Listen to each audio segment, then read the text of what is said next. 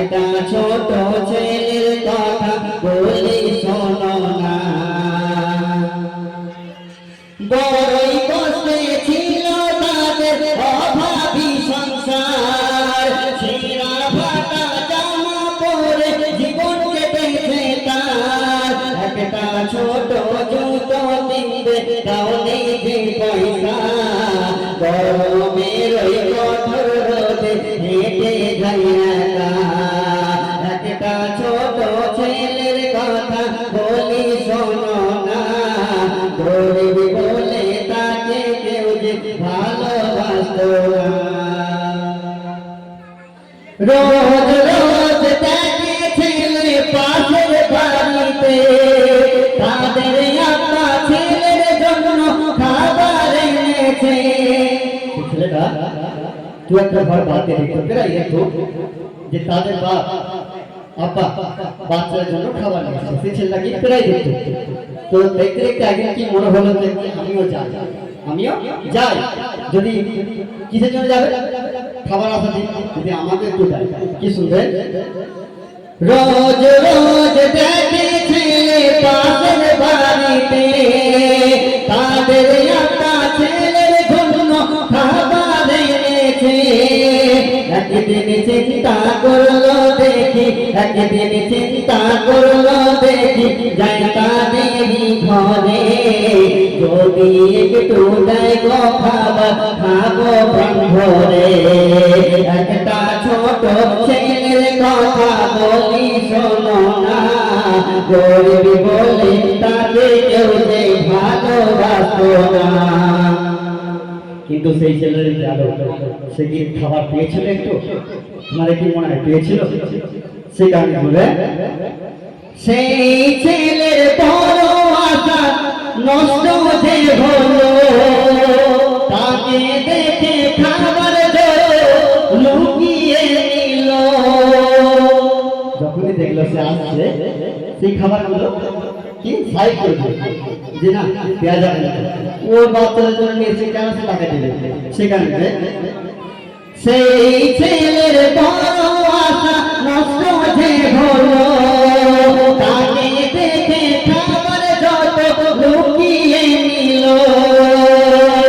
মনে কষ্ট নিয়ে সেদিন, মনে কষ্ট নিয়ে সেদিন ফিরে সে এলো। বাপের অভাব সেদিন যেন বুঝতে সে পারলো। একটা ছোট ছেলের কথা বলি শোনো না, গরিব বলে তাকে কেউ যে ভালোবাসত না।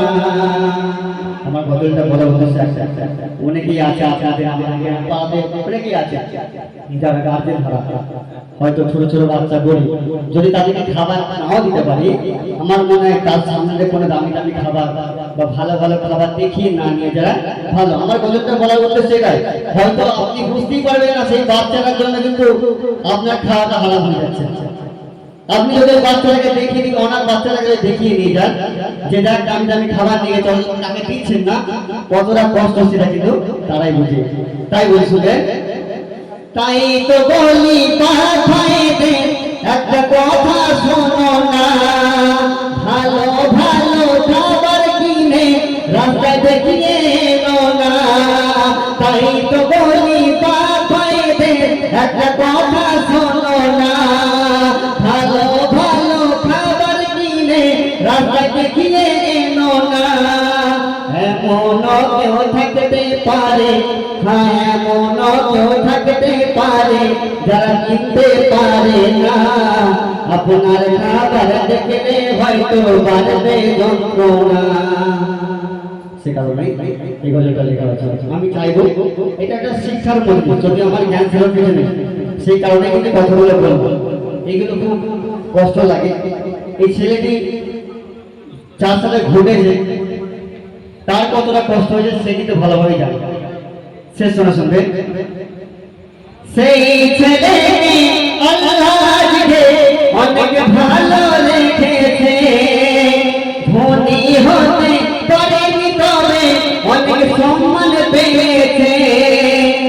সেই ছেলেটিকে বলো না, সেই ছেলেটিকে বলো না চাও কি গো দেখতে সেই ছেলেটি অন্য কেউ নাই যে গজল শোনাছে একটা ছোট ছেলের কথা বলি শোনো না গরিব বলে তাকে কেউ যে ভালোবাসতো না একটা ছোট ছেলের কথা বলি শোনো না গরিব বলে তাকে কেউ যে ভালোবাসতো না হয়তো এটা আমার কথা নিয়ে লিখেছিলাম কিন্তু এই কষ্টটা আমি ভালোভাবে বুঝি বলে অনুভব করলাম তাই আপনারা চাইবেন গ্রামবাসীরা সহযোগিতা করেন ভালোবাসবেন হ্যাঁ আল্লাহ ধনী করেন কিন্তু আপনাদের কাছে যে সম্মানটা দিয়েছেন সেটা আমরা যাক আমি ভাইকে দিয়ে শেষ করব আমার সালামটা দিয়ে দিচ্ছি আসসালামু আলাইকুম এটা জোরে বলেন আসসালামু আলাইকুম আপনারা ইউটিউবে জানেন আমার গজল ইউটিউবের মধ্যে পেয়ে যাবেন এমডি নিজাম গজল বা এমডি নিজাম